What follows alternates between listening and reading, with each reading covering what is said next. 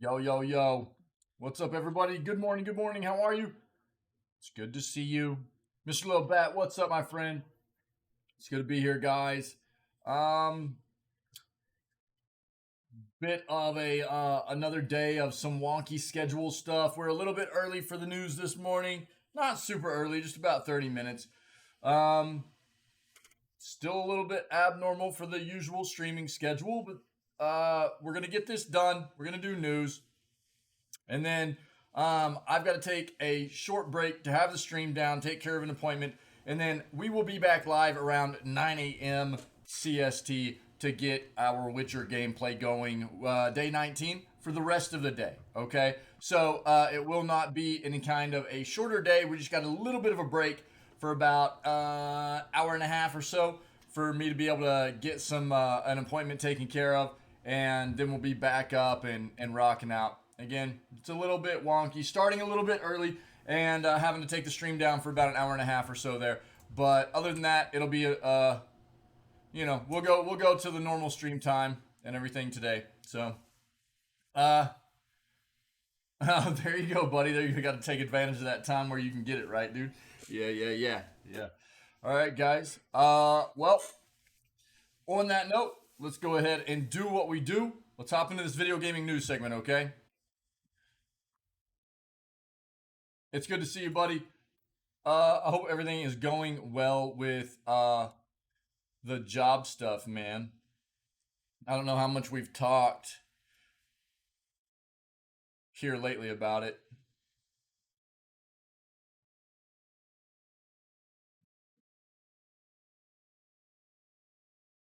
Let's go.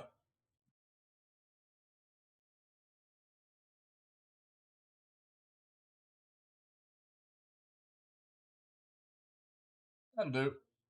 That'll do.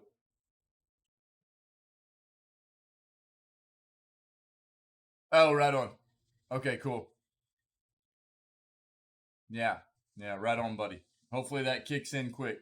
Hopefully it kicks in quick, man. Let's see what we got here. GTA 6 release date. Rockstar cleans up image after employee backlash. See what that's about.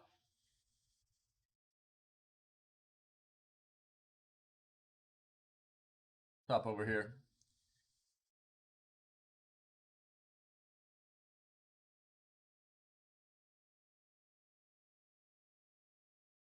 Fixating on player counts and dead games is making gaming something. Let's see what's going on with that.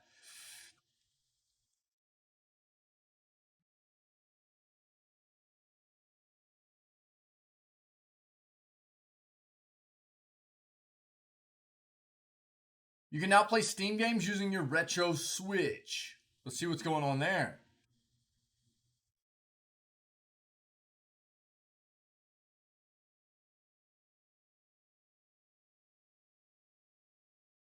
The Deluxe God of War Ragnarok art book is gorgeous. It is very expensive. We've already kind of hit on this. This isn't supposed to release until like 3 weeks after the game release. The game releases on 9 September or 9 November, right? The art book is not supposed to release until like the 29th of November, I think we read. Somebody must have gotten their hands on an early copy of it. Let's take a look.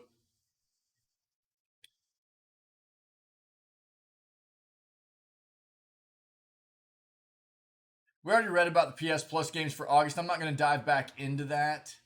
We've already read about what's coming there. As we move forward, if there are new games that get announced, we'll take a deeper dive into it. New PlayStation report has a warning about God of War Ragnarok. Let's see what's going on there, though.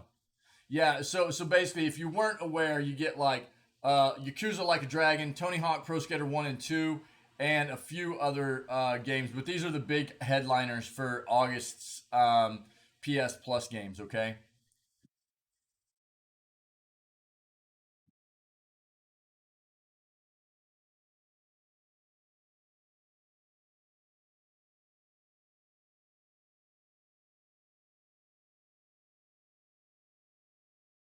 While I'm thinking about it,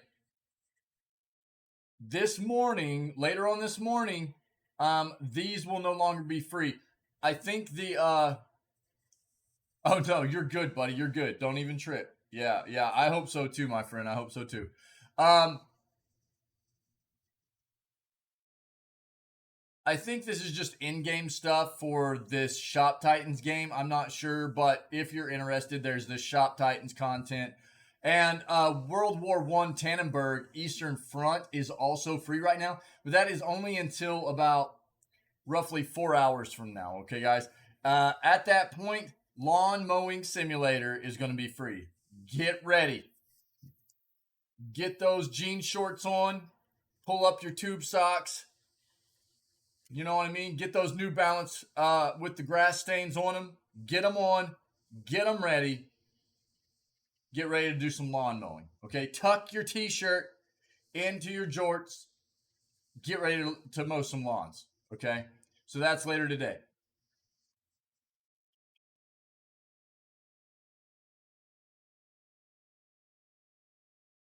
I was thinking about it right now. I didn't want people to miss out on the was it Tannenberg game while they still had the chance. So there you go.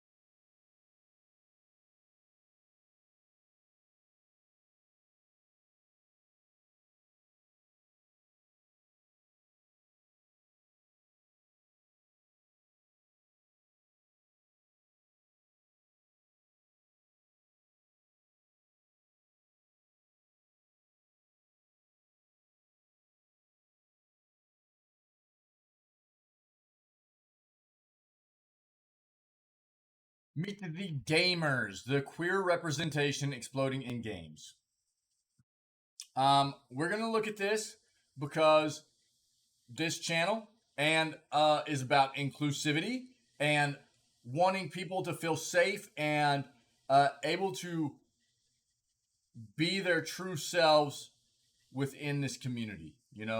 Um, do I have any merch, dude?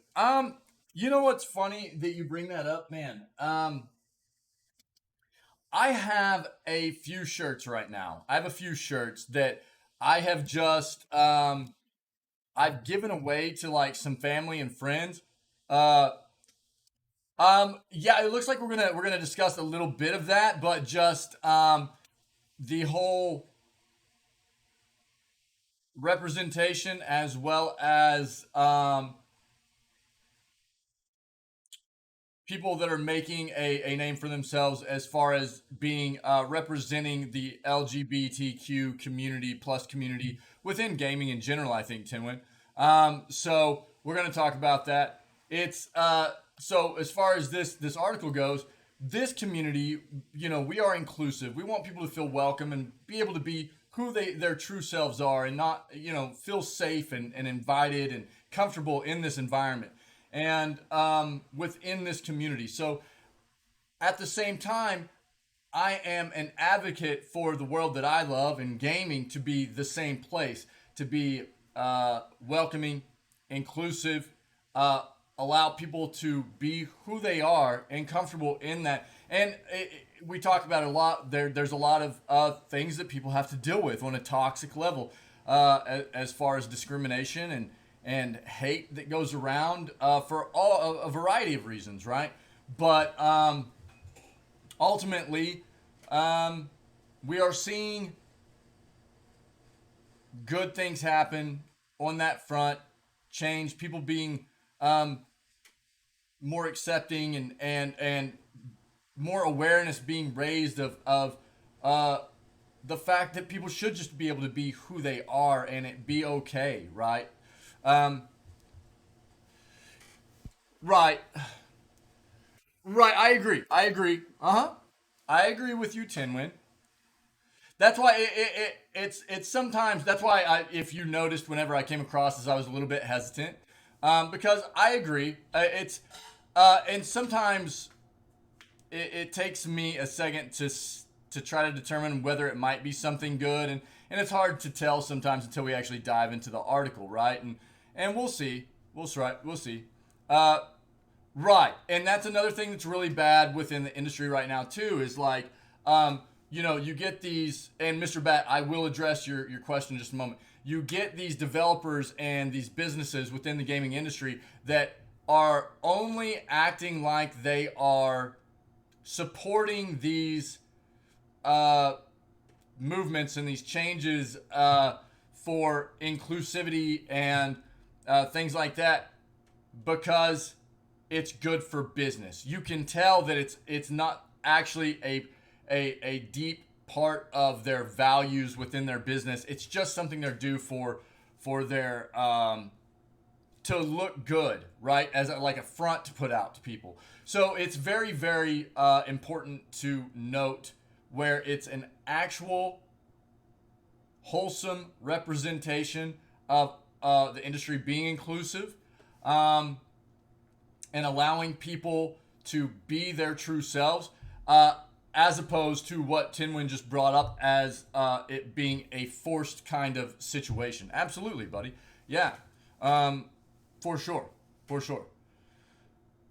Mr. Lil Bat. So, dude, what's funny is my father-in-law had he surprised me with some custom made shirts. Surprised me with some custom made shirts. He has a family member that does decals and stuff like that, and he surprised me with some shirts, and they're really really cool. It was just a small batch of shirts to surprise me with to get to begin with, but I gave some out to some family. I gave some out to some friends. And I'm giving a few out to some longtime community members because they saw I showed them off at one point, and they're like, "Oh, that's cool. I'd like one," or So I've just sent a few out, or I'm sending a few out to some longtime community members. But the merch thing is absolutely something that I am interested in. The I haven't taken a deep look into it yet, I guess is what I need to TLDR for you there.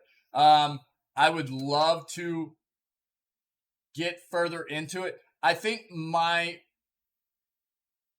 issue with a lot of the generic merch that you can just get built up and people can buy off of sites and stuff is uh, I have an issue of not wanting to just go with anything that could be like potentially like real low quality stuff that's going to not align with I don't want it to be expensive things, but I don't want it to be cheap crap that's not going to last for people either. You know what I mean? So I need to do some research, find a good company or way to start getting some merch done that really what I would like to do is having an amount of merch around that I can just utilize to send out to long-term community members and stuff as well, just to say thank you, you know. But ultimately for me, I don't want it to just be some generic thing where I'm like, yeah, because I always get sites going, hey, give us your logo and we'll just slap it on a bunch of stuff. And I'm like, yeah, but I don't have any idea what kind of quality of material you're using or ceramics or what have you, and it's like, that's the issue I have, right? I don't want people to be spending their money on stuff that just have it rip apart, maybe if it's a shirt, rip apart after 3 or 4 washes or what have you, right? So I need to do a little bit more research. But yeah, I would like to get some apparel, and some like stuff like mugs and stuff like that done up. But it's in the back of my mind right now. And we do have a few things, just shirt wise, that were made up that are really cool. And it was a huge surprise from my father-in-law, and he did an amazing job with it. So we'll probably be moving forward with a very, very similar design to what the initial design was that my father-in-law hooked up on the shirts, and we'll try to get some of those out. And to again, what I want to do is make it to where like long-term supporters of the community, long-time members of the community, might just occasionally get a shirt or something like that. You know, that's what I would like to do. Just say thanks to people. You know. But hopefully, some more about that side of stuff to come. Not too far in the future. Okay.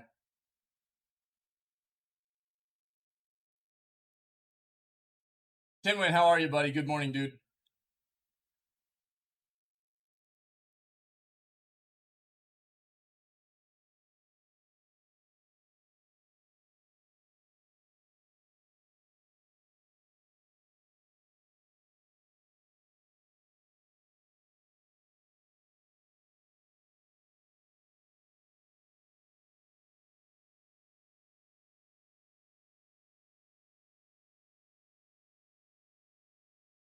Um, well, we always get these like pages where it'll be like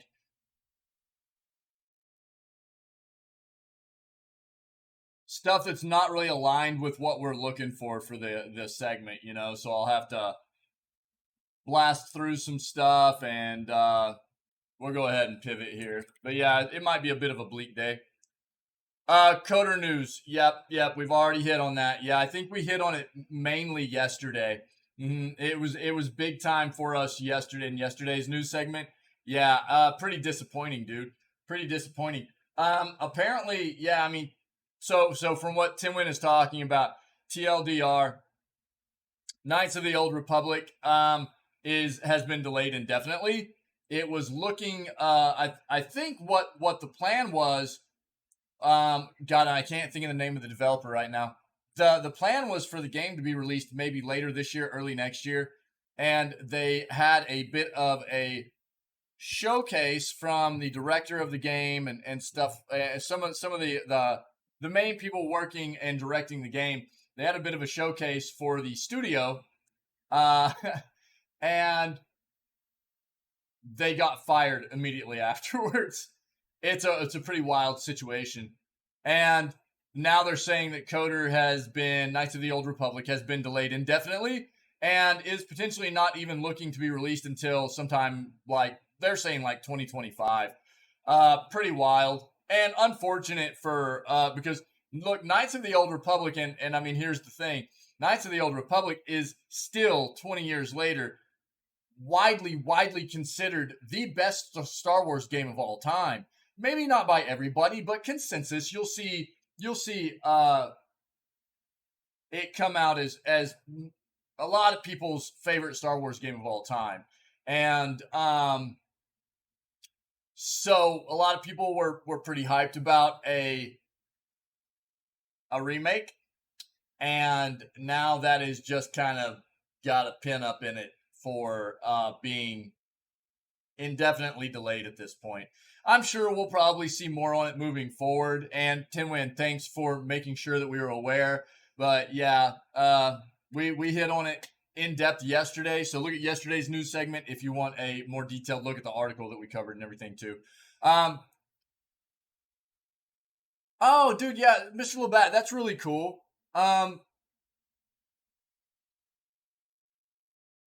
Oh yeah, for sure, buddy. Yeah, well, let me see what I might be able to do about getting a logo slapped on a mug, and well, yeah, well, I'll see, dude. But yeah, that's actually really neat. That's really neat. And I mean, there's a reason, dude. I'm always slamming.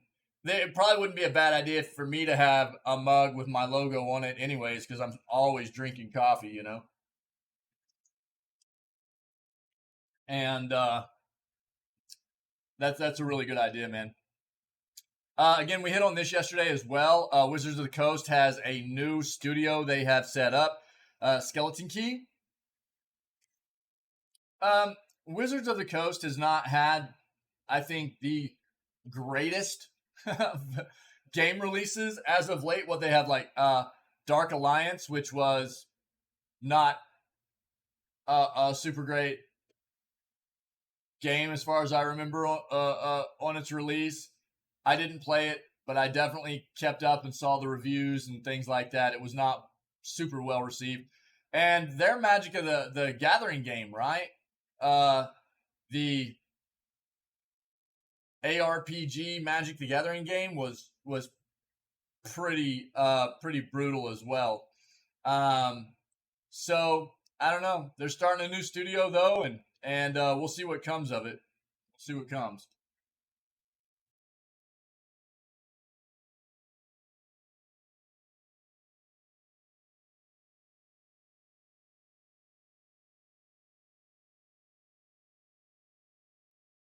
Again, if you haven't heard, Gollum has also been. Dude, there's a lot of delays.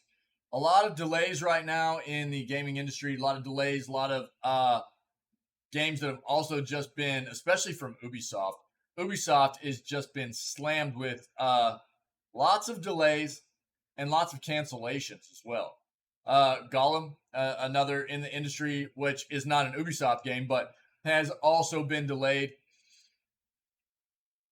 Another TLDR. This was from a couple of days ago as well, so go look at the previous news segments if you want a bit of a better look at what this article in particular had to offer regarding this particular subject. But apparently the game is not ready.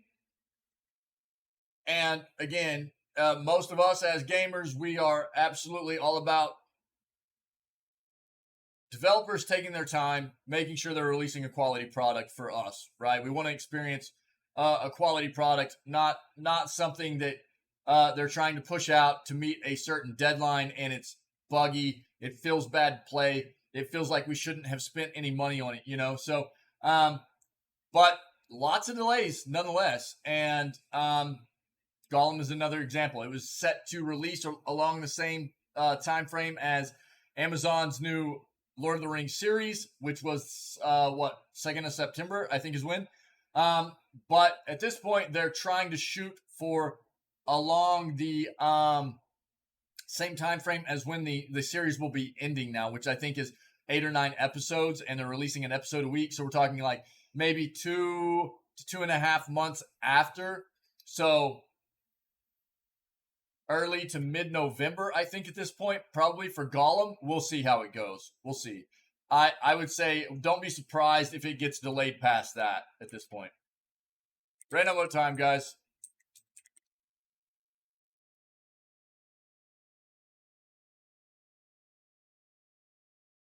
We're talking about this as well. New Black Panther open world game is apparently in the works. I don't think we've really seen anything official about it, but it's a pretty as much information has come out. It's a pretty good bet that it's actually being. Gamer, what's up, buddy? It's actually in development right now.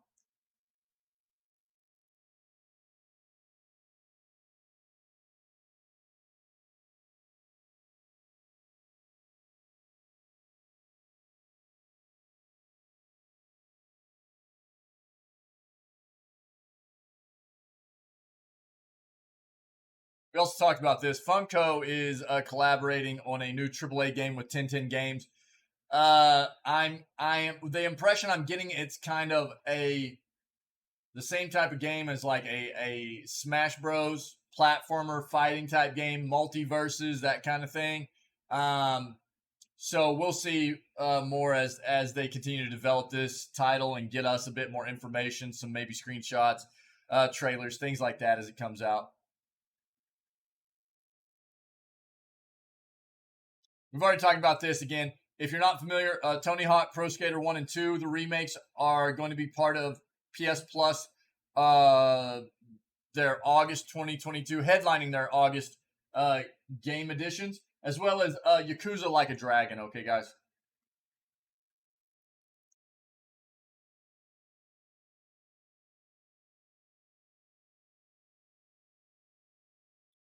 Tower of Fantasy global release date revealed. I'm not familiar with this title, but we'll take a look.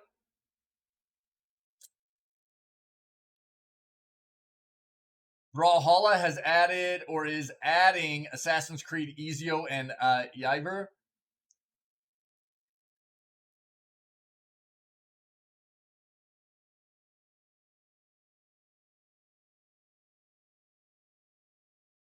we've already kind of hit on the Netflix stuff again. I mean, they've released roughly half the games that they have committed to releasing on their platform by the end of this year, which is a total of roughly, I think, right around 50 games.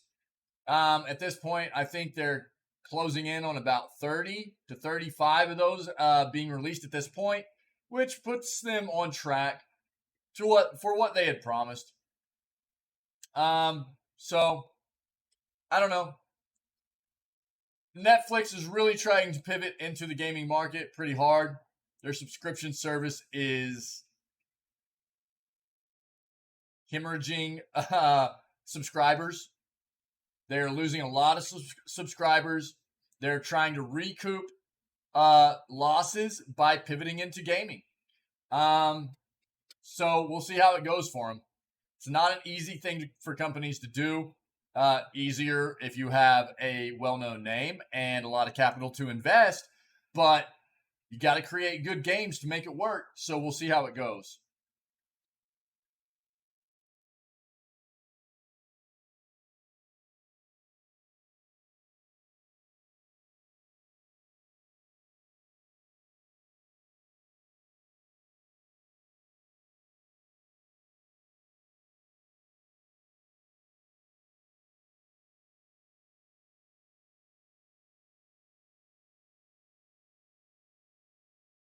This is just wild to me.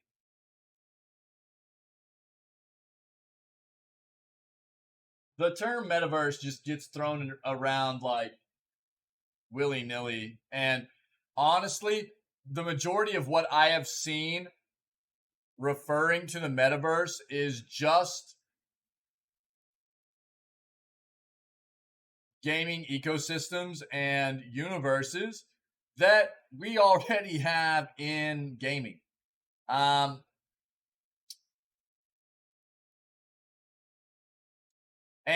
outside of any developers, which have been few and far between, which have detailed what their version of the metaverse is going to be that differs from what we already have, it just comes off as these developers using a trendy keyword to seem like they're going to be developing and incorporating something new that we haven't seen before, when in all reality, it doesn't really seem like it is. It's really weird. Another sad day for Bloodborne fans. Let's see what this is about. I cannot. the the Bloodborne stuff is insane. Bloodborne, even to a greater extent than Demon Souls, but Demon Souls was also one of those games for the longest time that was just like, will we ever get it on another platform? Will we ever get a remake? Things like that. And now Bloodborne is like kind of on its own as far as that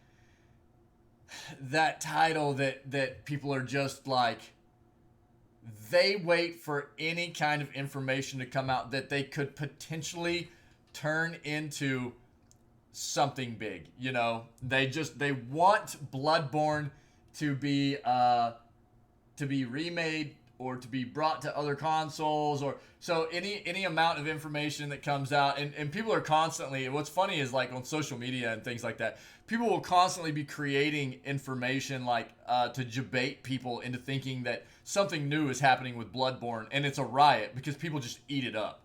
They just eat it up, man, and it is so funny. Because people want it so badly. They want Bloodborne so badly, you know. We'll see what's going on there, though. Yeah. Again, I'm not gonna dive into this either, but um, Fortnite, Fall Guys, and Rocket League. Okay, if you notice what all three of those games have in common at this point, they are all incorporating some new kind of WWE crossover kind of stuff into their games for the coming month, I think it is, because WWE and Epic are kind of collaborating on some stuff together. So the fact that Fall Guys and Rocket League and Fortnite are all epic games at this point. They're all getting some of this WWE stuff. Oh, Wick, what's up, dude? What's up, buddy? WWE, you love it, dude? Yeah. Right on, man. Right on. Have they already rolled some of that stuff out into Fortnite? Have they already rolled some of that out?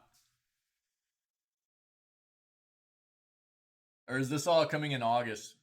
I thought it was all coming in August, but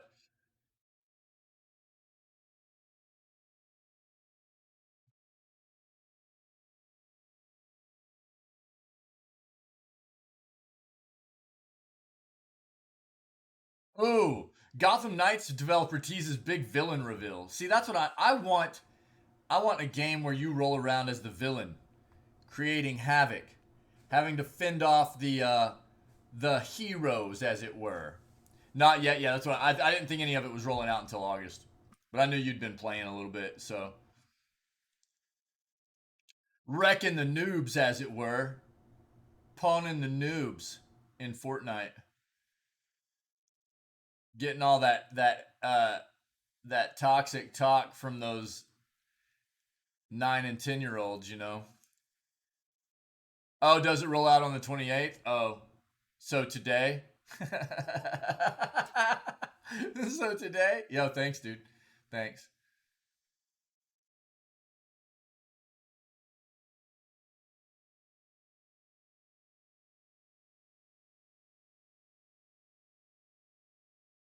State Mobile. What is this?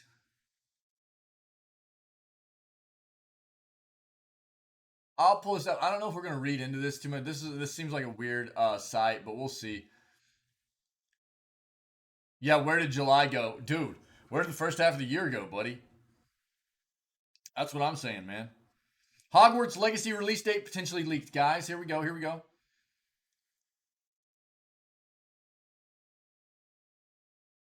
This is they're talking about Stray right here. Stray is already the best reviewed game of 2022. We talked about that already. And again, just TLDR, basically, we already hit this morning, and over the past like week and a half, we've hit a lot on Ubisoft. A lot of cancellations, a lot of delays from Ubisoft. One of the things we had heard over the past week was that their new game, their new free-to-play online, live service multiplayer game, Roller Champions, was also getting X'd. And we had seen multiple reports of that. And then yesterday, basically, Ubisoft came out and was like, Roller Champions is not getting canceled. It is, we're still supporting it. It's going to get new content. We just can't tell you when right now, and we're working on fixing bugs. We tried Roller Champions for about 3 hours one day, about a month and a half ago. It was terribly buggy. There were some cool things about it, but it also felt very repetitive. It got old kind of quick, and it was terribly buggy. That was the thing that made me quit playing it. Constant crashes of the game, really, really buggy. So there you go. Let's go ahead and jump into some of this stuff. Rockstar Games cleaned up its frat boy culture and Grand Theft Auto 2. Bruh. No. Okay. With an Are you kidding me, dude? Is there not an X on this or anything? I'm really can't get this off my screen. Jeez, dude. That's terrible. Yeah, they're not gonna let me read this, guys. Sorry. Get wrecked. Um, so we'll move on from that. We'll just act like that wasn't an article we were gonna try to read. Gotta love it. Fixating on player counts and dead games is making gaming worse. Um, there was a time not long ago we knew definitively which games had sold the most copies. If you wanted to know how many people bought Splinter Cell versus Kingdom Hearts in the fall of 2002, the numbers were right there, provided by a market research company called the NPD that got its sales data directly from retail stores Mathemagic. 20 years later, we're still comparing games to each other, but we now live in the age of service games, where the biggest games are free to play and sales numbers don't tell the whole story. We no longer measure a game's health in millions of dollars, but in how many millions of people are playing it. except it's a lot harder to track down accurate player numbers than sales data. There's no NPD report that tracks active users in free-to-play games. You know, this is, I brought this up. I think people have a big misconception. I'm just going to take a quick moment here to try to really drive home this concept to people. Player count or server numbers of players on a server or in a game has a huge meaning and impact for a company, right? It really does. And just because you are not paying upfront for a game does not necessarily mean you are not supporting that game or that developer or whatever, right? So I think people have this still old school kind of concept of where, well, you know, I'm not really supporting them because I didn't pay for the game, right? I haven't given them any kind of monetary kind of means. That's not the case, okay? Anytime you are contributing to a developer's game, even as a number, as far as their population, their server population, and stuff like that, it helps them. Okay, that is helping out that developer. Absolutely. It's a lot harder to track down accurate player numbers than sales data. There's no NPD report that tracks active users in free-to-play games. There are some websites that claim to know how many people are playing every game, but their methods for estimating player counts are either ambiguous or fully known. One of them player counter challenges naysayers on its website. We are not perfect, but our team is doing the best we can at tracking. If you can program the algo better, step up. Walk a day in our shoes before throwing shade. For the most part, we rely on game publishers themselves to tell us how many players they have, and the way they go about it's inconsistent and confusing. How to lie with statistics. Over 30 million players touted Sea of Thieves in a recent E3 trailer. Join 10 million players, says Naraka Bladepoint trailer from the same event. This is almost exclusively the language that publishers use to describe how popular their game is. You'd be forgiven for thinking 30 million people are playing Sea of Thieves on a regular basis, but what developer Rare is actually saying is that throughout Sea of Thieves' lifetime, 30 million accounts have been played, have played the game for a period of time ever. Yeah. Such is the power of the lifetime player count, a big number that sounds impressive in a piece of marketing. What are fans supposed to do with that information? And what does it even mean? That's the same thing that a game like, New World. New World had been trying to, they've used that as well because their population died off really, really hard because they had a lot of issues, right? But what they relied on was that number of the total accounts that had been made for the game, and trying to really lean on that and be like, there's this many accounts that have been that are active for our game, and is Rare counting my friend who downloaded Sea of Thieves with Game Pass, played for 14 minutes before uninstalling. If I'm considering playing Sea of Thieves and want to know if there are still lots of people playing it right now, Rare's official stats aren't much help. Between every gaming platform, there's only one that shares raw concurrent player data, Steam. User tracking is a prerequisite to publish on Steam that not even the biggest publishers can get around. Steam's official stats page shares a live list of the top 100 most played games at the moment. Third-party sites like Steam Charts use Steam's freely available API to compile the data into historical graphs. Checking Sea of Thieves' page, I can see its community has climbed and dipped over the years with normal fluctuation and still attracts a healthy 17,000 simultaneous players daily on Steam. Just 0.5% of that stated 30 million total, but still plenty of pirates to plunder. At some point in the service game craze, we started treating games like stocks, but any Wall Street analyst or economist would tell you that it is actually quite normal for numbers to go up and down. No game in the history of Steam has added players continuously since its launch. If you wanted to twist the truth, you could say that CSGO, probably the most played game on Steam of the last decade, has fallen dramatically from its 1.3 million peak in 2020 to a measly 586,000 average players this month. That's pretty good. Steam stats are a great way to see a snapshot of what PC gamers are currently interested in. They can paint a misleading picture. Speak of this, when New World released, servers were crammed as tens of thousands had to wait in line to play. A week after launch, New World made headlines when it peaked at over 900,000 concurrent players, the high point of any new game in 2021.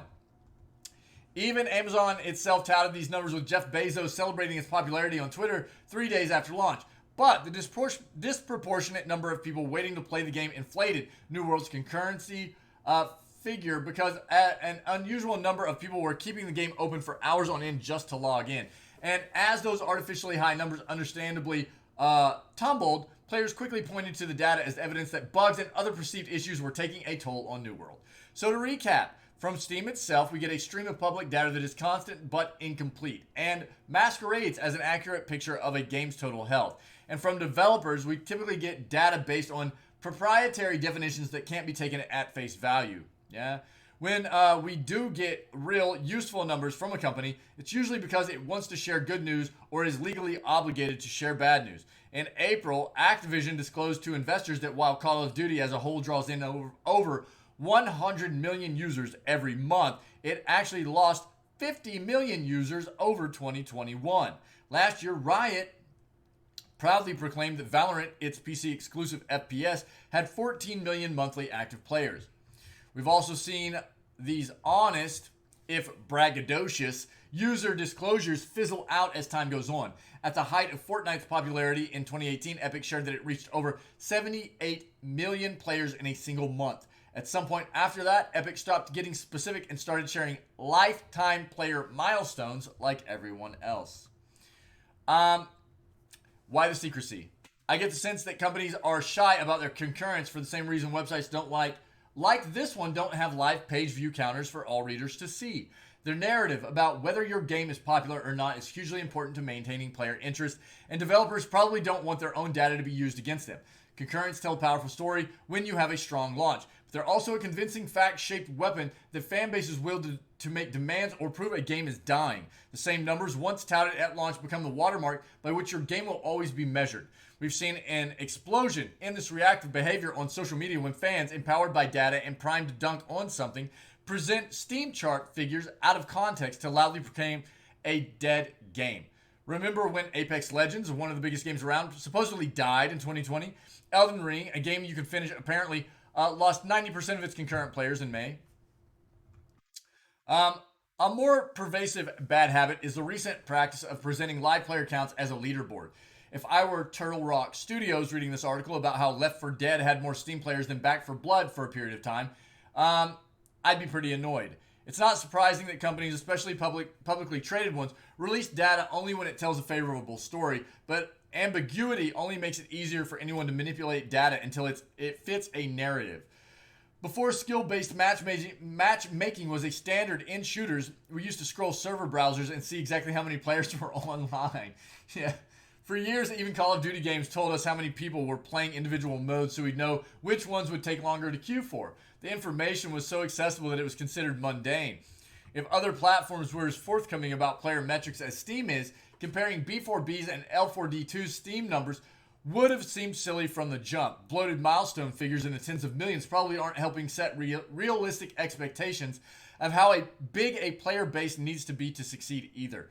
We'd all do well to stop treating gaming like a popularity contest. We shouldn't need numbers and graphs to validate our positive feelings about a game we already like. After all, it doesn't take millions or even hundreds of thousands to keep a great multiplayer game afloat. Take it from someone whose most played game of 2022, Hunt Showdown, is played by only 12,000 people on average at a given moment. Yeah, it's kind of a weird situation for sure. But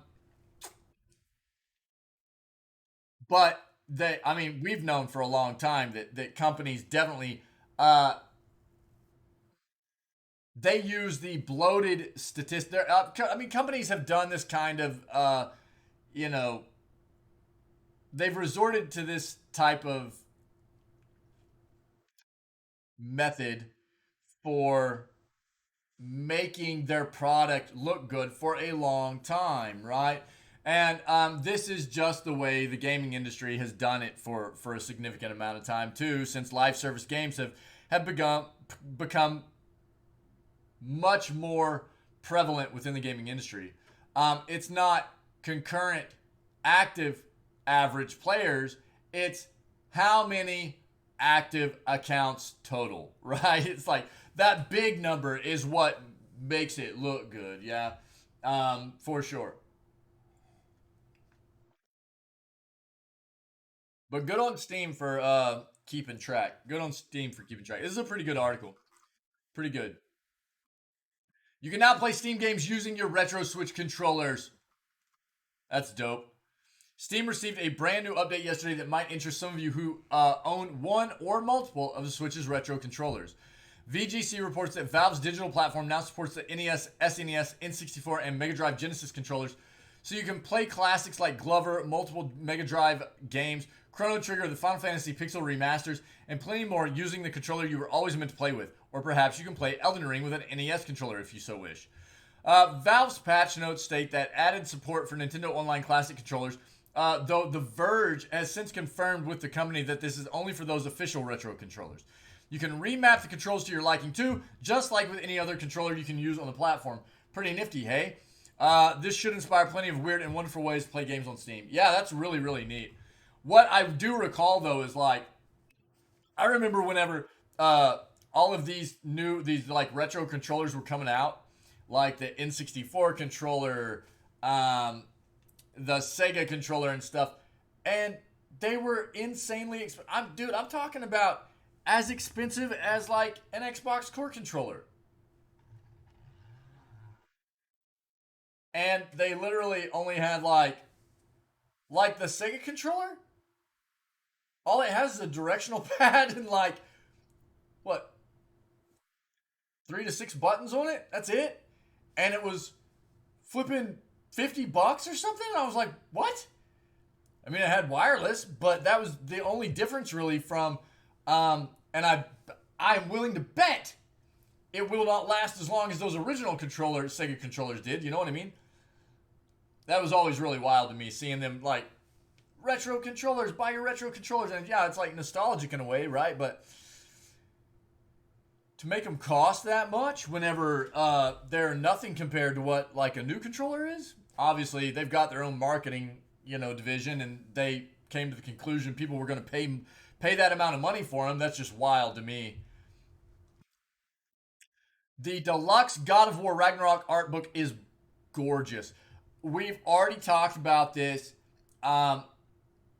This is not set to release until roughly 3 weeks after God of War releases on, what is it, November 9th, I think.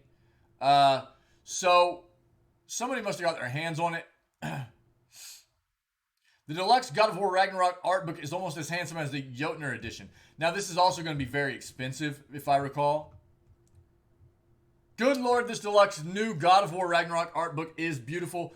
Also very expensive. While the standard edition sits at a fairly reasonable $50 via Amazon. A special, The Art of God of War. That's so weird to say. The Art of God of War Ragnarok weighs in at a wince-inducing $130 instead. That price point isn't too surprising in context with a leather-like clamshell case and cover along with 2 gallery-quality prints. This is the definition of a premium edition and one of the better gifts for gamers we've seen recently. Looks entirely different to the standard version too. Even though the game's logo graces the case, the book itself features Thor's hammer on the cover instead with runes along the spine in lavish gold. Because the God of Thunder himself will be challenging Kratos and Atreus in the game when it comes out at the end of the year. That's only right. You can see both editions below. Yeah, November 29th. So the basic edition's 50. Deluxe edition's 130. This isn't the only handsome edition, special edition launching alongside the game either. The God of War Ragnarok Jotner edition has Thor's hammer, and it's proven to be so popular that scalpers are already reselling it for double its price. No matter which version of the God of War Ragnarok art book you choose, you're getting exclusive full-color concept art along with a creative commentary on the game's development. Both launched November 29th. Yep. Pre-order the launch edition for $70.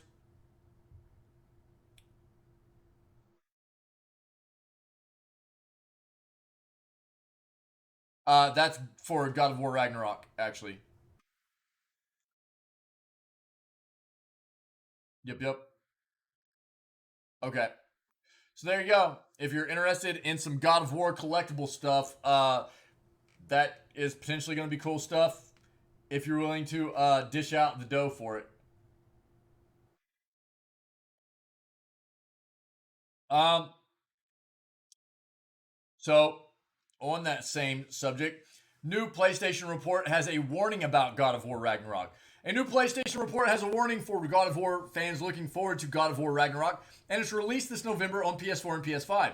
In short, fans of Kratos may soon want to avoid social media. Lately, PlayStation has had a problem with leaks. The Last of Us Part 2 leaked in a major way back in 2020 before its release. Now, the remake of The Last of Us has been leaking all over the internet. That said, according to an industry leaker and the same source who has been leaking The Last of Us, God of War Ragnarok leaks are on the horizon. The warning comes the way of Nick Baker, the aforementioned source who has been sharing leaked footage of The Last of Us Part 1. I might be getting some stuff from an angry Greek fellow that's dabbling in Norse mythology at some point. I don't know, said Baker, hinting his source who leaked him The Last of Us Part 1 has footage of God of War Ragnarok, or at least could be getting some footage in the near future. Unfortunately, this is the extent of the report. There's no word when any of this could go down, though it sounds like it may happen soon. As for PlayStation and Santa Monica Studio, neither have commented on any of this scuttlebutt. I love that word, scuttlebutt. What a good word. We don't expect this to change for a variety of reasons, but if either or both do, we will update the story accordingly. In the meantime, God of War fans who don't want the game to be spoiled for them may want to be careful when navigating Twitter, the Twitter sphere, Reddit, and other parts of the internet. Okay, guys? Again, God of War Ragnarok currently set to be released worldwide on November 9th, okay, for PS4 and PS5. Be careful out there on the social media stuff, out there on the trudging through the trenches of Reddit, man, if you're not looking to be spoiled on God of War Ragnarok, all right?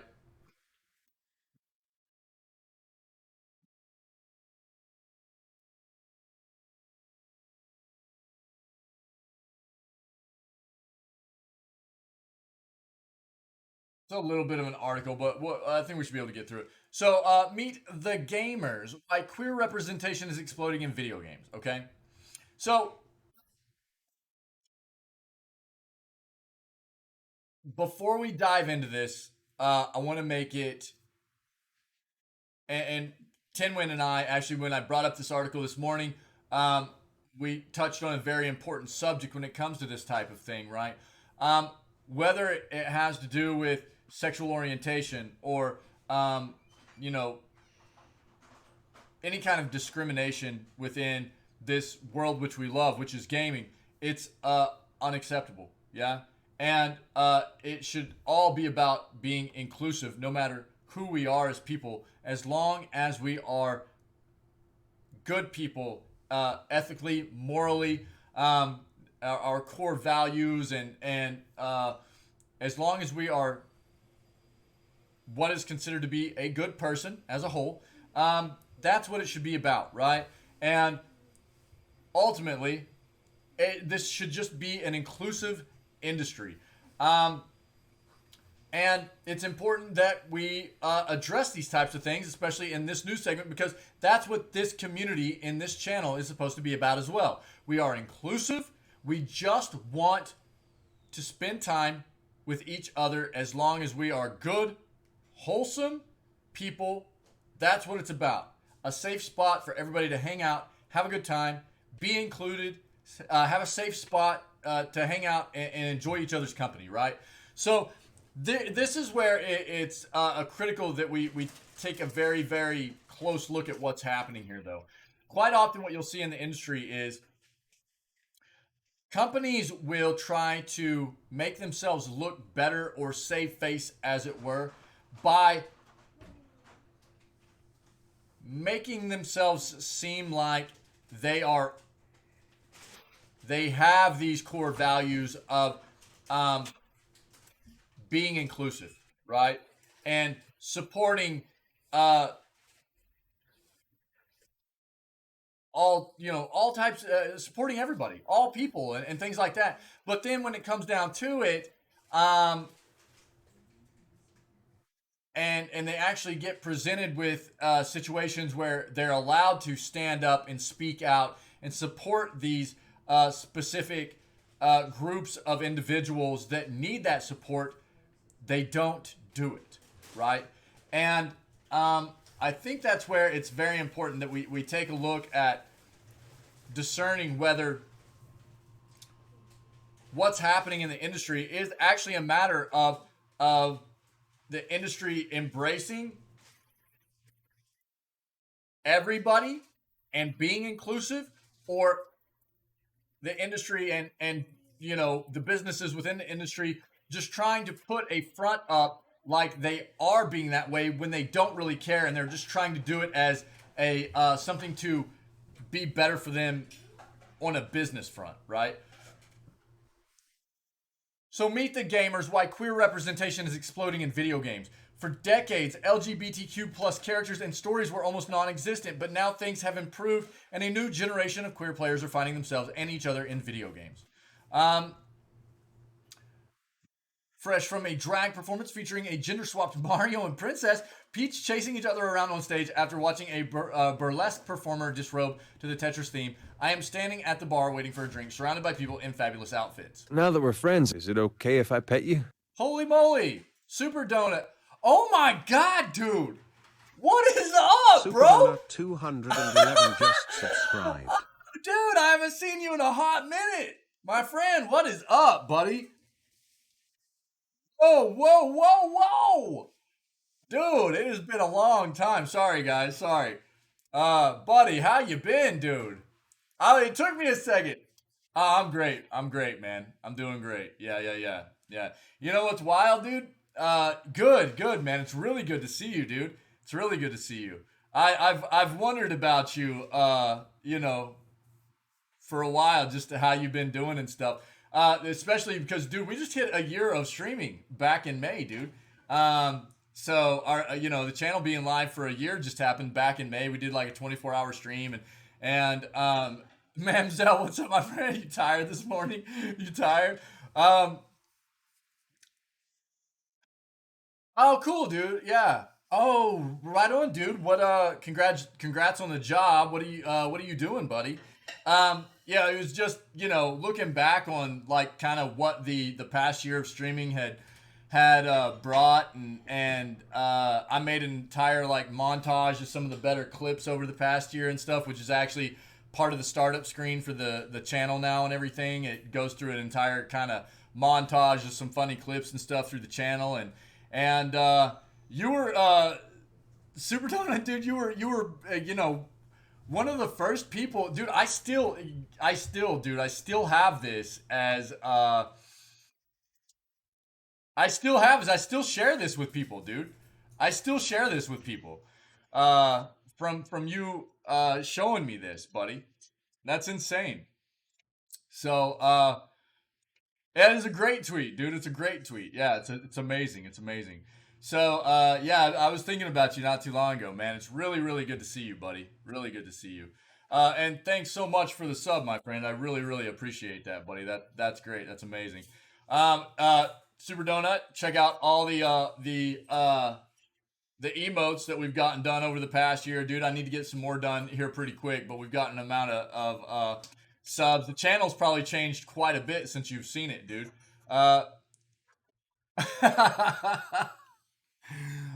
Dude. Team Bagel Lord. Yeah, we got Bagel Lord up in here now. We got Super Donut. Yeah, we're getting well, and I mean, we love food, so it's appropriate, right? Yeah, absolutely.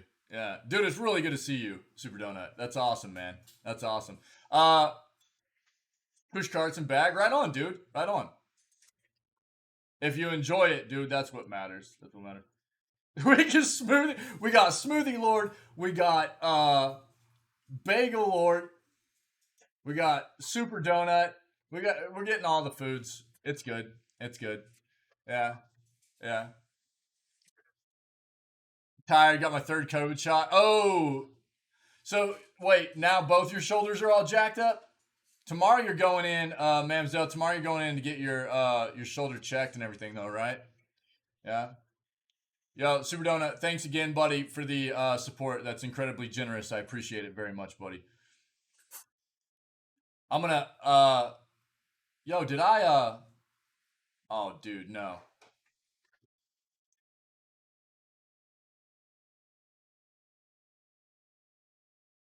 Hold on. There we go. I'm gonna finish reading this, guys, okay? Let's get back into this. Why did that happen?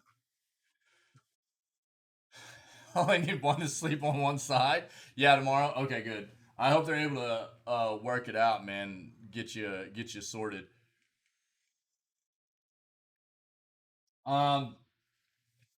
So famous drag queen. Now that we're friends, is it okay if I pet you? Holy crap! Super Donut, thanks, buddy. Super Donut Thanks, man. 211 That gifted 3-head. Mamzella That big old Sunshine 3-head a on there, man, is subscription. just too Super good. Donut 211 gifted a tier 1 sub to Mamzella Sunshine. This is their first gift sub in the channel. Yo, thanks so much, buddy. Thank you, my friend. Incredible, incredible, dude. Thank you very much, man. Fresh from a drag performance feature, a gender. Now that we're friends, is it okay if I pet you? Good, dude. Let's go, dude. Let's go, dude. The news this morning getting people Super hyped Donut up, man. 211 gifted Malbat a subscription. Super Donut 211 gifted a tier 1 sub to Malil Bat. They have given 2 gift subs in the channel. Dude, Super Donut, buddy. That's incredible, man. Thank you so much, dude. Thank you. Thank you very much, man. That's incredible, dude. Famous drag queen Astina Mandela is here in a stunning dress. I am in a purple bisexual color suit, and I still feel somewhat underdressed for the occasion. Oh, dude, that's great. I'm glad. Yeah, dude, this is just something that like came about. Again, dude, I will dive into this and we will continue reading it, and I won't stop again. But, dude, I haven't seen Super Donut for a long time, and it's so good to see Super Donut. I don't think you've seen the channel, dude, in a long time, probably. But the news segment is something that just kind of came about and has become something very important to me. And I think it's nice just to keep everybody up to date with what's going on in the industry. Now that we're friends, is it okay if I pet you? Jeez, dude, Wick. Holy moly. Guys, thank you so much. Just gifted 1 subs. Thanks, buddy. Thanks, dude. Incredible, guys. So much support, man. I'm like blown away right now. It's nuts. Famous drag queen. Yeah. I'm not used to this at a video games event. Back in the 2000s, it was mostly men in black t-shirts with logos on them. And I was one of about 3 women in the room. But this is the first in-person gaming awards, an event that celebrates queer representation in video games and the huge and ever-growing queer community that plays them. This might not be what some people would think of as the gaming audience, but the fact is that just about everybody plays games now. 2/3 of all Americans, to pluck just one stat, and of course, queer people have always been a part of that community. Of course. If anything, queer people are overrepresented in the gaming population. Fully 21% of all the people working in the games industry identify as LGBTQ+. According to a recent survey by sector champion Yuki, until quite recently, though, this was not reflected in games themselves, whose makers and marketers seem resolutely committed to making games starring either white heterosexual males shooting at things or anthropomorphic animals. When I was growing up in the 90s, even female representation in games was dismal, let alone queer representation. I mean, we've talked about that as well. Like, from the entire, 90s through the early 2000s, it was always, Caucasian, male, protagonist, right? That was always what it was, right? Almost always. I mean, there was exceptions, like there was Laura Croft, right?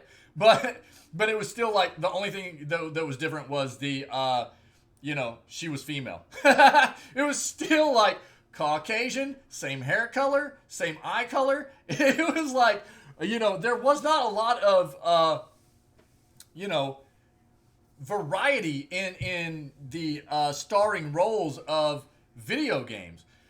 Things are changing, and gaming is mirroring increased LGBTQ visibility in TV and film. A series like Mae Martin's Feel Good, about a formerly straight presenting bi woman and her first relationship with a non-binary queer person, did not exist until in 1999. Neither did a game like Life is Strange: True Colors, a small town mystery about a bisexual psychic which picked up 3 accolades at the Gaming Awards. The Gaming Awards. I didn't even know this was a thing. Quote, we're seeing games feature LGBTQIA plus characters, queer coming out stories, and queer relationships, says Stephanie DeBias, a gaming and future tech coordinator at the youth-focused It Gets Better project. More and more games are giving players more options to create characters that reflect them, removing binary gender selection, building character customization that allows for submersive and nuanced gender expression, including non-binary pronoun options and more. Games that offer the opportunity for romance are starting to allow players LGBTQIA plus romance options. This representation is not only making games more enjoyable for the LGBTQIA plus players, but also helping gamers explore their queerness in a safe virtual spaces.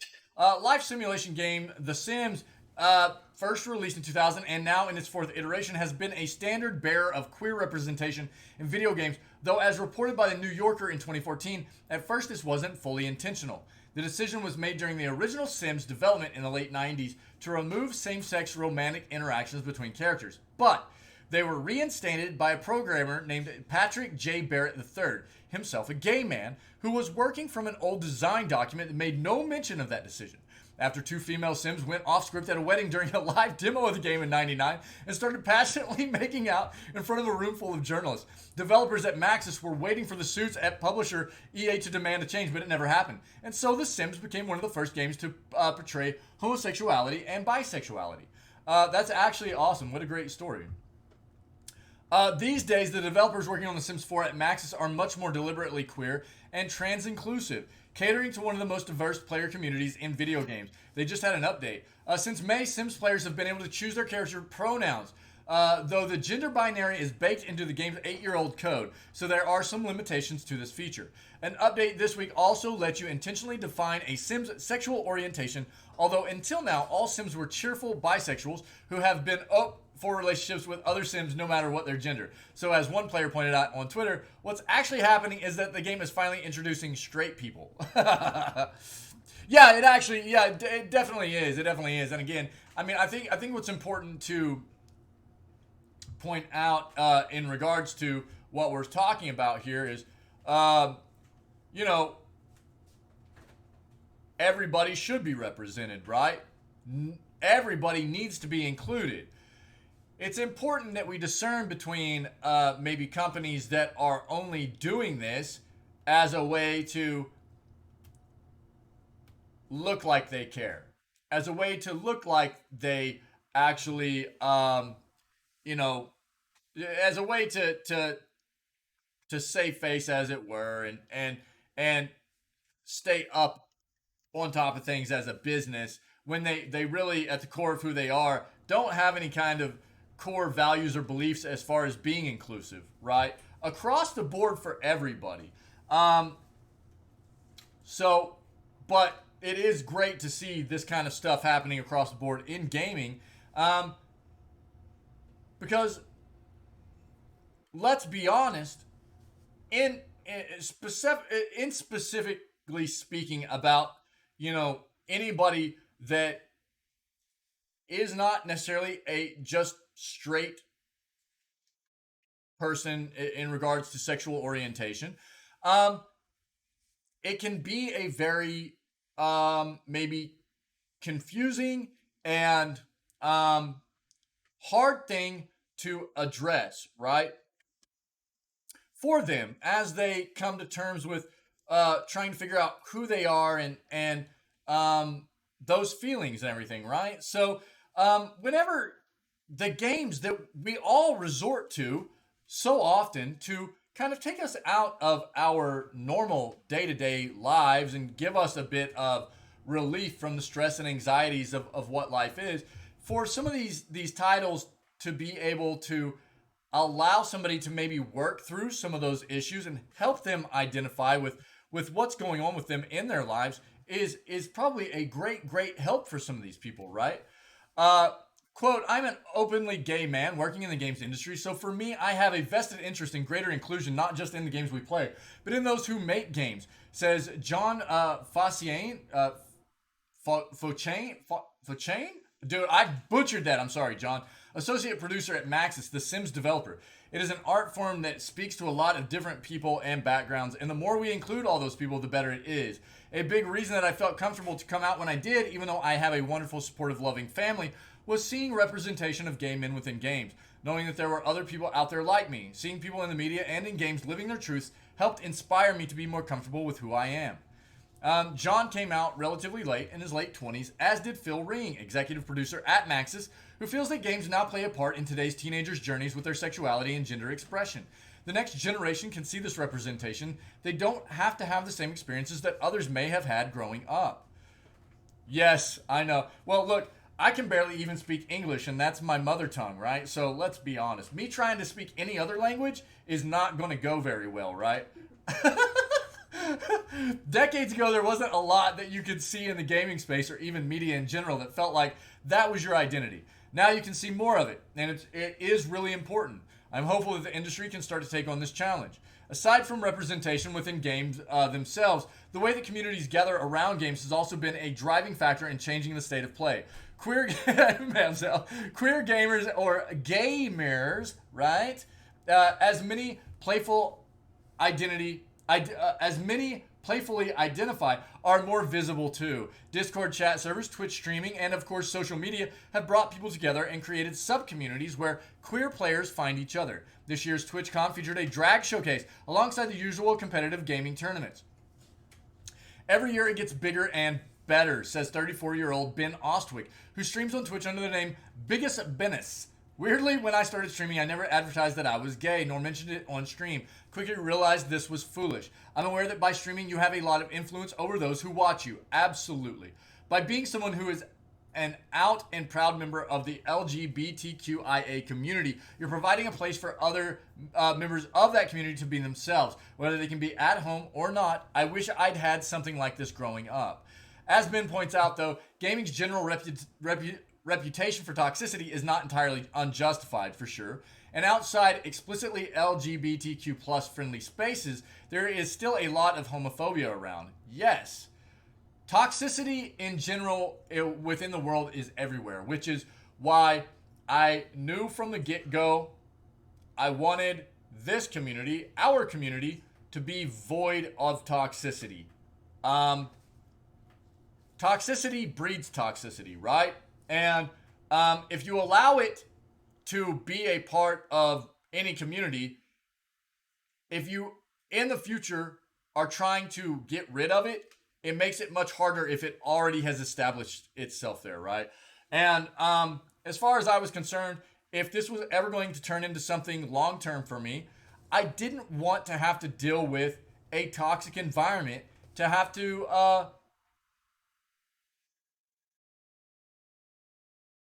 game every day. You know, I wanted to come somewhere that was going to be fun, funny, wholesome, and just where I knew I would just have a good time. You know what I mean? And that's what I wanted for everybody else as a part of this community too. I didn't want us to have to deal with constant back and forth, people going at each other for one reason or another, and it doesn't mean we always have to have the same views. It's about being civil about things, right? I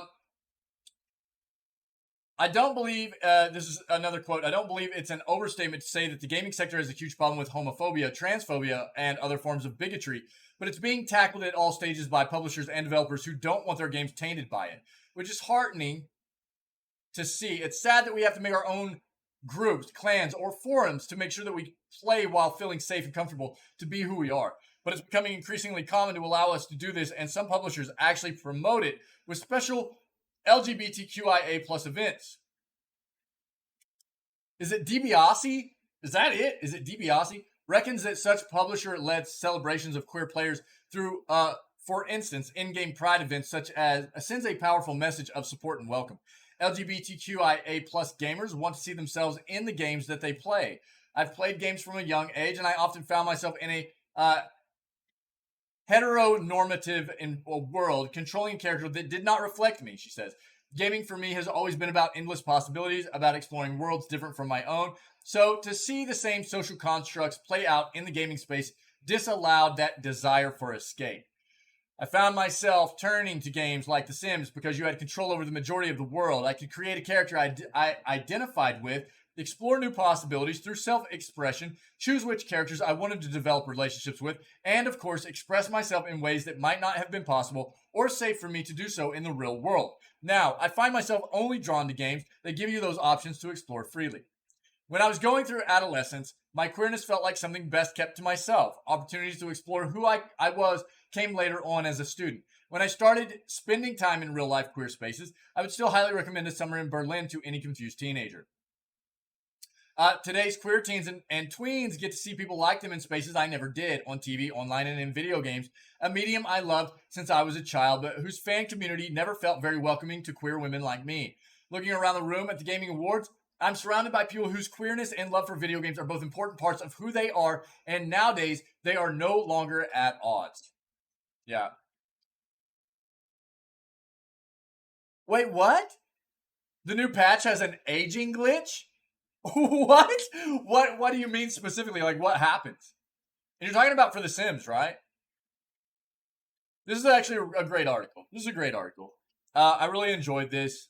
Yo, again, shout out, dude, Wick and Super Donut. You guys, thank you so much for the gift subs, guys. The subs and the gift subs. Incredible. Incredible. Thank you guys so much. This is a great article. I think, obviously, you know, with what our community and this channel and our community is about it being inclusive and just making everybody feel welcome, respected for who they are, and wanting everybody to feel like they can be a part of this place and be safe. This is great, you know, because ultimately we're all gamers. That's what brought all of us here, really, in this community, is because we're gamers. And to see the gaming industry be more inclusive and sensitive to who people are and allowing more immersion to be incorporated into games to allow people to relate more to, on a personal level to what might be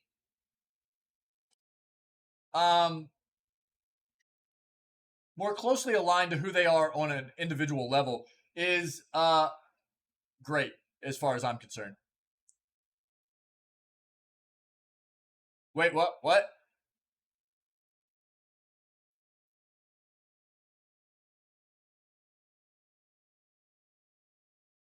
Know the link. Wait, what?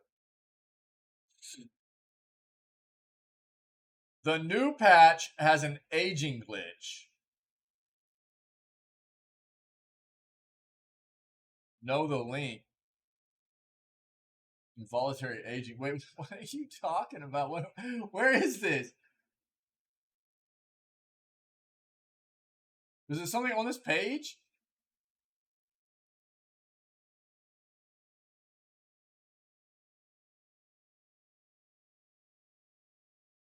Dude, I missed something, didn't I? I missed something. What are you talking about?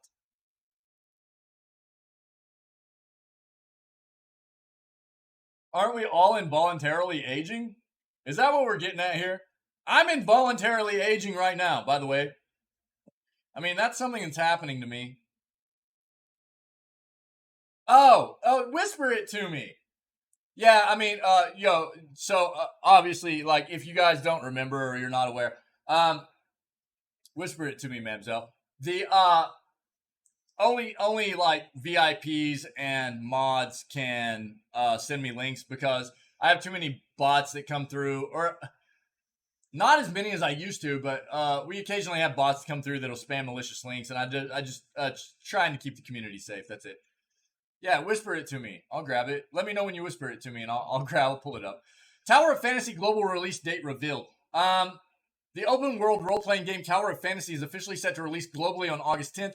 Developer Hoda Studio and publisher Level Infinite announced today. The video game has earned comparisons to competitor Genshin Impact due to its anime-inspired aesthetic, but the actual gameplay is fairly significantly different. The basic gameplay loop... Oh, it's in Discord? Okay, cool. That works too.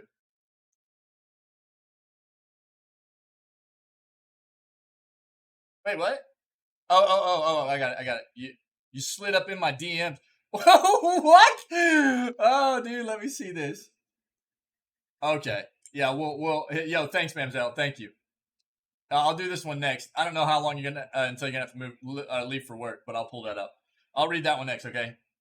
Thank you. The basic gameplay loop of Tower of Fantasy sees players using a deep suite of character customization tools to then engage in third-person combat with enemies of various shapes and sizes. Swapping between weapons also swaps to totally different gameplay styles, and players can pick and choose how they want to take on these enemies to figure out their own combined style of swapping between them. The free-to-play video game features a sci-fi, post-apocalyptic setting on the planet of Ada, hundreds of years. Yeah, that's what I always remember you as, Super Donut. And that's why it took me a second whenever I saw Super Donut at first. And I was like, dude, it's Helios. Once those travelers arrived on Ada, they saw the comet Mara and discovered previously unknown energy called Omnium within it. They went on to build a tower to grab the comet, but this led to a new disaster on Ada. As is typical for these kinds of free-to-play games, there are also plenty of rewards for officially pre-registering for Tower of Fantasy. Notably, a number of different items and even a full-on outfit are available to anyone that signs up for Tower of Fantasy via the official website. As noted above, Tower of Fantasy is set to release on August 10th for PC as well as Android and iOS mobile devices. It appears that the PC version will at least initially be through the video game's own installer, though it will also eventually release on both Steam and the Epic Game Store. The title is already available in China, but this marks the global release date. If you guys are interested in checking this out, I haven't heard really anything about this, but if you're interested, there it is. Here you go. Mamzelle, thank you. Thank you, my friend.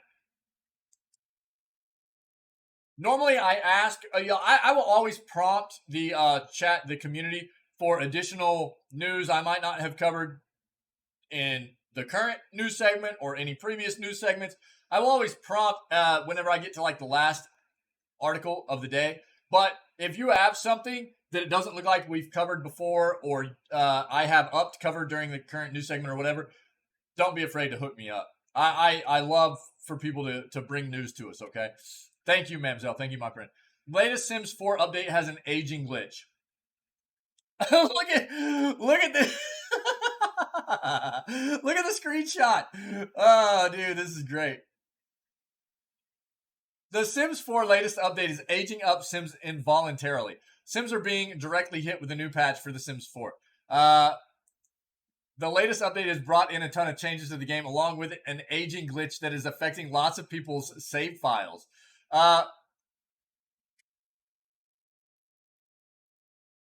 She-Hulk's your favorite Marvel character? Oh, that's awesome, dude. Yeah, She-Hulk's going to be out in a few weeks. Yeah, cool. Yeah.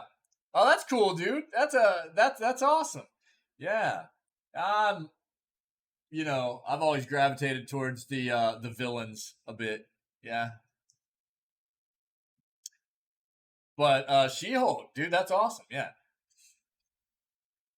We've covered a bit of that in the news, but we haven't seen anything super extensive about it yet. Maybe we need to look it up.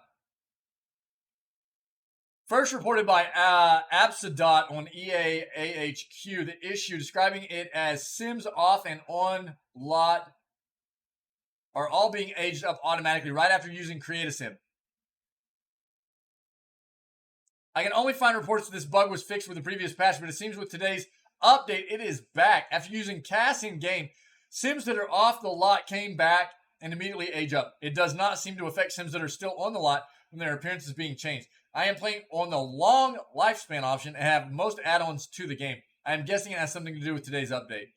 It is not just for Sims that are off the lot. It has also happened with Sims that are on the lot as well. The report was followed by many in the community from our comment section to players on Twitter. Everyone's starting to notice the weird aging issue. The Sims team, Sim Guru Nick, has quickly answered, the issue is currently being investigated internally. Guess we'll have to just wait and see how soon the hotfix update for The Sims 4 is out. Should be expecting a hotfix update soon enough. Stay tuned. When was this article? Yesterday. Okay, so we'll see.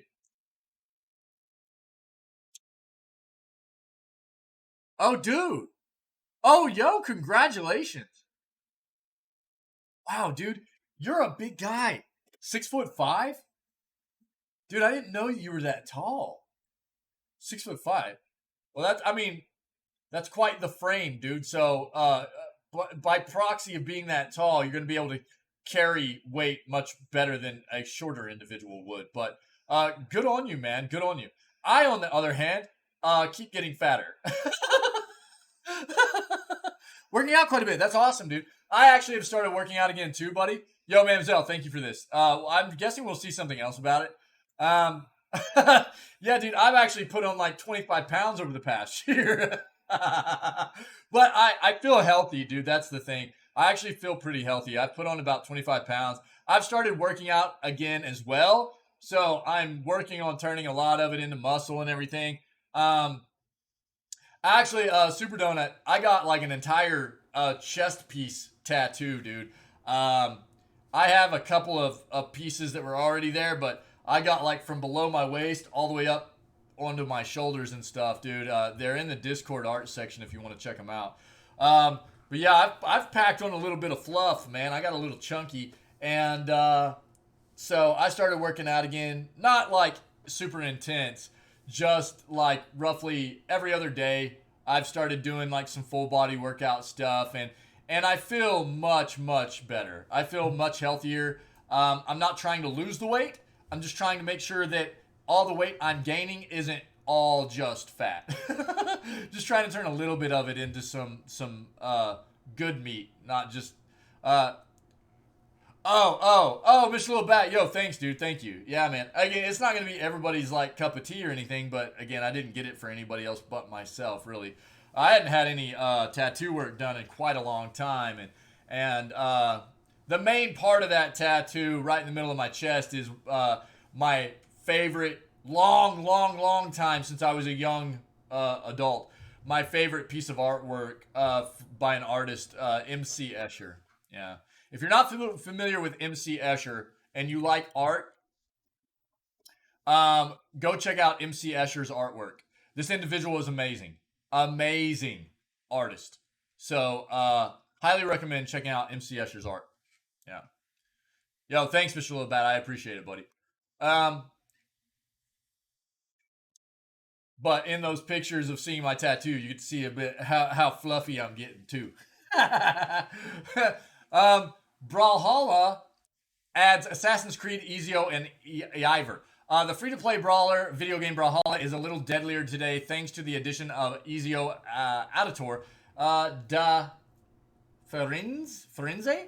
Mamzelle, sorry. And Thibaut, sorry if you're here. The famed assassin from the Assassin's Creed franchise. Ubisoft released Ezio as the 56th legend in the video game, and the addition of just one assassin isn't enough. So Eivor from Assassin's Creed Valhalla has also joined the fun as an epic crossover. The difference here is that Ezio is a full-on playable character in the video game, while Eivor is relegated to being a reskin of an already existing character. In this specific instance, Eivor is an epic crossover for Brynn. In addition to the new character and skins, Brawlhalla has also introduced a new game mode called Bounty, as well as 2 new maps, Florence Rooftop and Florence Terrace. You can check out what both characters look like in action with Brawlhalla yourself embedded below.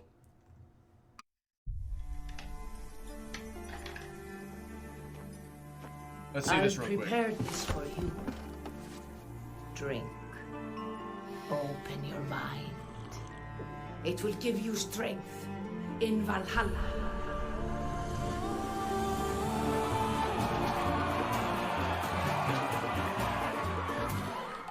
You guys ever played Brawlhalla? Yeah, food is good, dude. Welcome I love food. to Brawlhalla. I didn't realize how tall you were. You're going 6'5". to love this. A blade for every occasion. Your friends play it? Right on. I've heard good Not things about it. the I've just never tried it myself. I take no pleasure in this.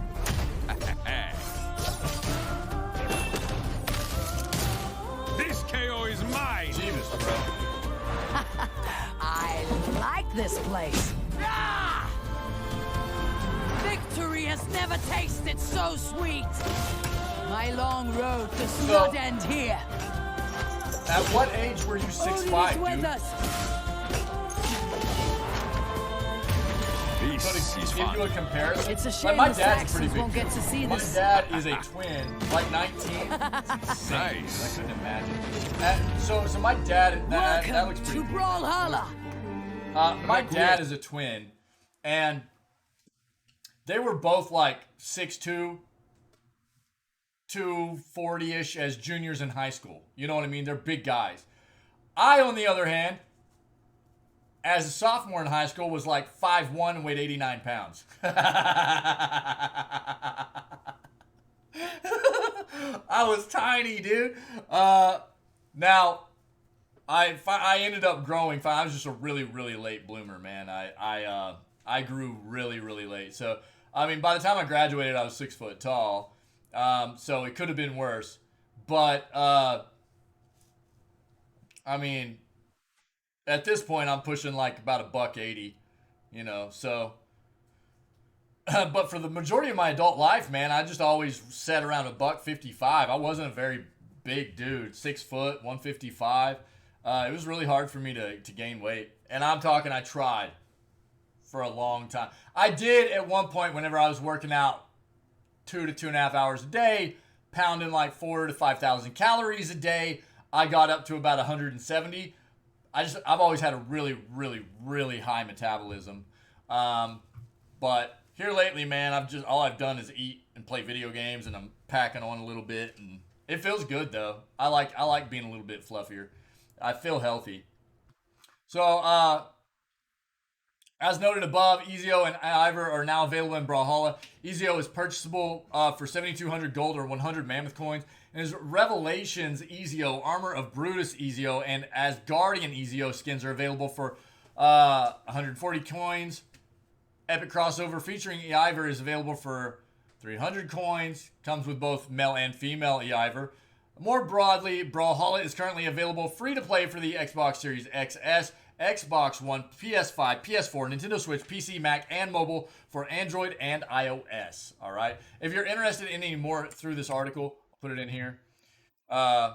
Super Donut, dude, that's crazy, man. That's insane. I couldn't imagine. I can't even imagine being that big right now, especially let alone being that big as a high schooler, man. It's kind of crazy. But yo, I'm glad that you've been getting more into just.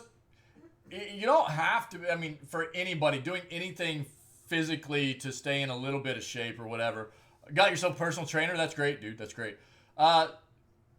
Doing just a little bit of physical fitness, whatever. I think the main thing about it, yeah, a huge part of fitness is nutrition. It is so overlooked. It is so overlooked, but nutrition is a massive, massive, massive part of being healthy, and it is so often overlooked by people that are not aware. But a combination of those things, and as well as just doing I think finding what is enjoyable for you to do as some form of fitness. It doesn't have to be something you need to do, you know, on the constant and be a I don't know, a gym rat, as it were, or anything like that, but just doing something occasionally to keep yourself in some kind of shape, I think ultimately just makes you feel a lot better in general. But I'm happy for you, dude. I'm proud of you, dude. That's great. Another sad day for Bloodborne fans. Here we go, guys. A fan of Midnight Mass, the acclaimed horror series, recently likened it to Bloodborne on Twitter. Midnight Mass was good if you haven't seen it on Netflix. But the Midnight Mass cast weren't flattered by the comparison. In fact, they had a few choice words to say about Bloodborne in its current state. Poor old Bloodborne. It was released too early to be enjoyed in glorious 4K. If only it had been a game of PS5 era, we could have seen its horrors in all their terrible detail. But alas, we'll only ever get to enjoy this game on the now obsolete PS4. Well, that's what disappointed fans assume. They were probably expecting a PS5 upgrade by now, but will that ever happen? One celebrity doubts it. Love Midnight Mass. Yeah, it was good. Yeah, I really enjoyed it too, dude. I thought it was really good.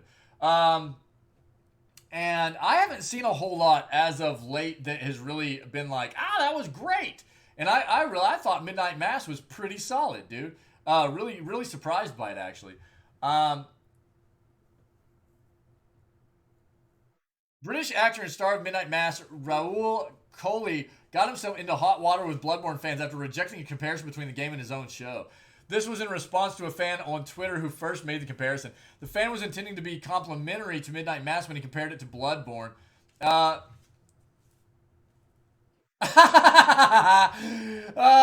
fan said Midnight Mass is literally Bloodborne on TV. And Raoul said, nah, it's not because we're in 4K. And this is what's funny about Soulsborne fans.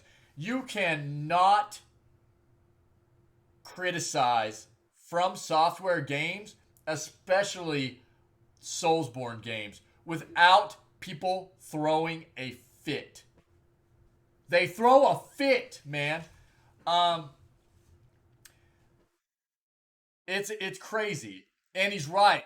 Where is the PS5 upgrade we want for Bloodborne? Are From Software still focusing on the game of the year? Perhaps, but this seems like a missed opportunity for the studio, especially when others have shown how much hype remasters can get these days.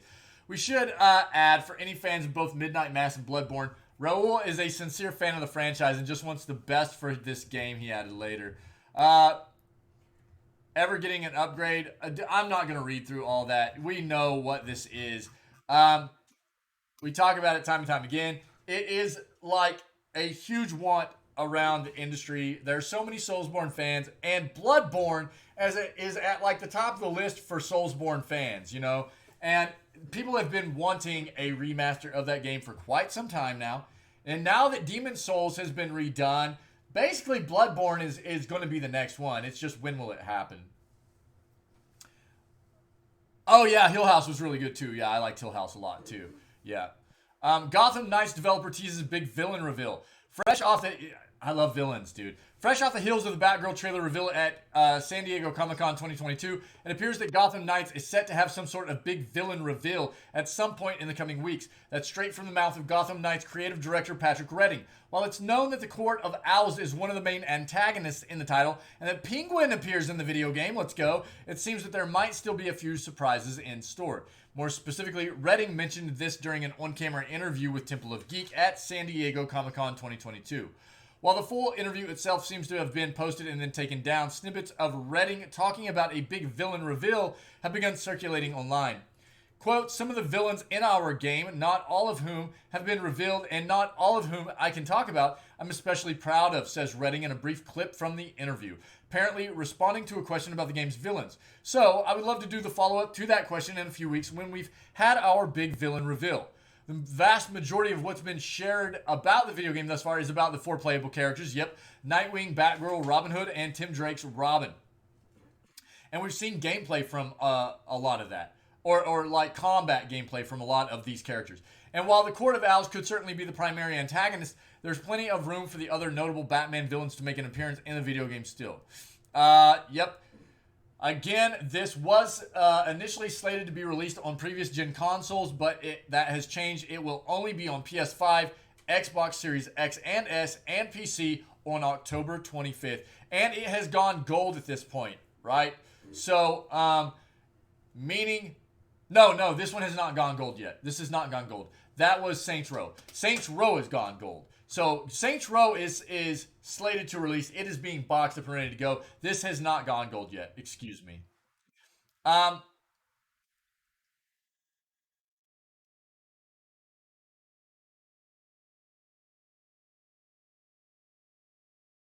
Okay.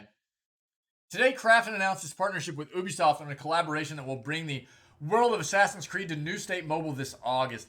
When the tales of the Animus become the realities of the battlegrounds, players will have the chance to acquire Assassin's Creed-themed in-game items and participate in a series of exclusive collaboration events. Key highlights of Krafton's partnership with Ubisoft and Assassin's Creed are given below. As part of Krafton's collaboration with Assassin's Creed, the in-game event will begin on August 18th and will last till September 21st, so roughly a month, a little over a month. Hence, players will have 3 days.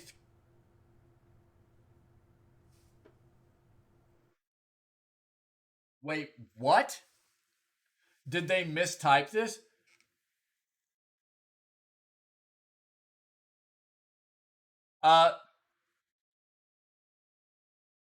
This is misprinted, I think.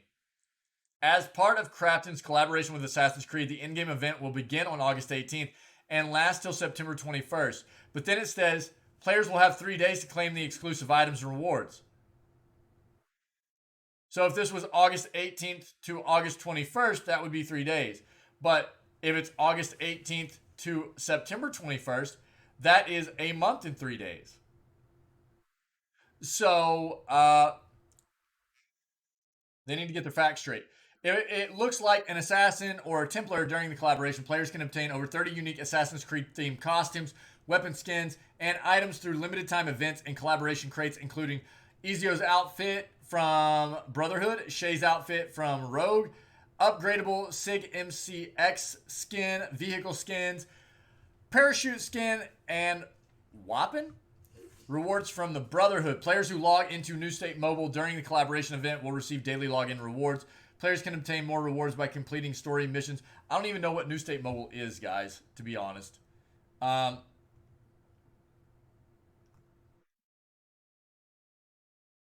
if you are aware, there's a collab going on, okay? So you can get some mashup items. If you're interested, I will link this.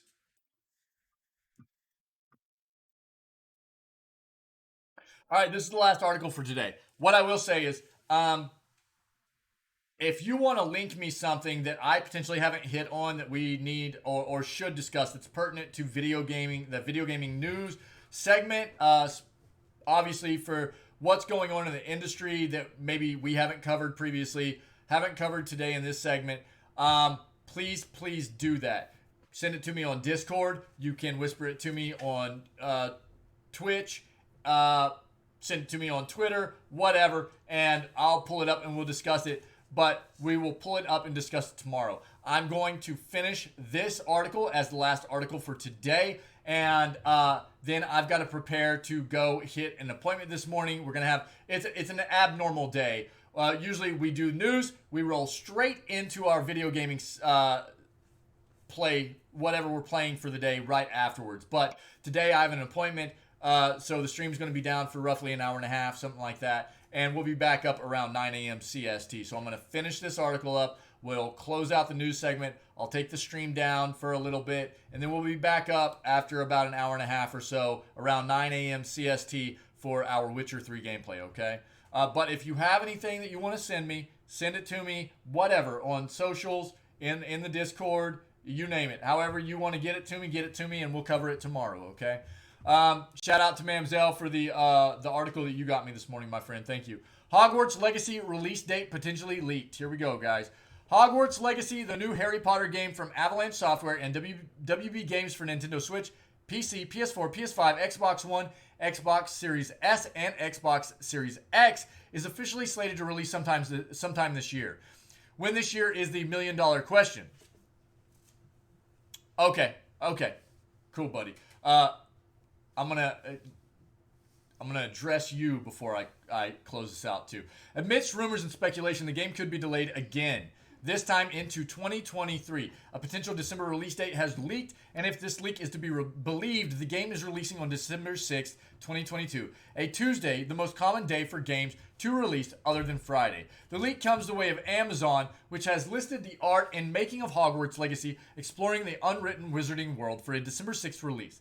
This is particularly notable because previously the product had a December 31st placeholder. As you would expect, the internet quickly noticed this, and the listing has since been changed back to December 31st. Of course, this could be nothing more than an error, but if it is, it's an odd one, as December 6th is not a placeholder date. Ruling out this being an automated change, this appears to be a human error, if an error at all. At the moment of publishing, none of the implicated parties have commented on this potential leak and the speculation it has created. If this changes, we will be sure to update the story accordingly. Hogwarts Legacy is slated to release sometime this year, possibly December 6th now, via Switch, PC, PS4, PS5, Xbox One, Xbox Series S, and Xbox Series X. We've seen a lot of stuff regarding Hogwarts. It's highly anticipated. Again, look at all the emote explosion. Because of all the support this morning. Again, Super Donut, incredible, dude. It's so good to see you. Super Donut, Helios, a.k.a. and Wick, you guys, incredible.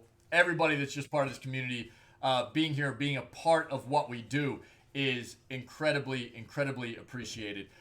Going above and beyond, supporting this channel monetarily is just often leaves me at a loss for words and is so appreciated, guys. But I mean, in regards to what we're finishing up with article wise here for the news segment, I think consensus wise, as lovers of video games and being passionate about the industry, we would much rather a game be delayed and come out feeling fairly polished and a good experience rather than be pushed for a specific date and us feel duped and feel like we wasted money on a game that sucks, right? So in that regard, if it needs to be delayed in order for it to come out and feel like a good experience, then so be it, right? Again, you all are amazing. I appreciate you so very much. To everybody that's a part of this community on the constant, I appreciate you more than words can really express, right? Thank you, Helios. Thank you, Super Donut. Buddy, it's so good to see you, man. It really, really is. Get some rest, man. I would like to touch base with you to see if you're still doing any kind of artwork stuff, maybe. See if you've been keeping up. I know that you used to do a bit of some pixel art and stuff like that, and see if you're still doing any of that kind of stuff. Just because I'm interested. And but again, shout out to you and Wick for the subs, gift subs this morning. Incredible. Thank you guys. Everybody that's part of this amazing community, I appreciate you very much. The stream is going to go down for about an hour and a half. We'll be back around 9 a.m. CST for, I don't know, about 6 hours or so of day 19 of Witcher 3. All right? Yeah, sounds good, buddy. Get some good rest. It's so good to see you, my friend. You all are amazing. I appreciate you very much. I don't know. I'll see you later on today, but until then, everybody just stay healthy, stay safe, be kind to one another, okay? And I will see everybody just a little bit later on this morning, all right? Thank you. I'm out of here. See you a little bit later. Bye, guys.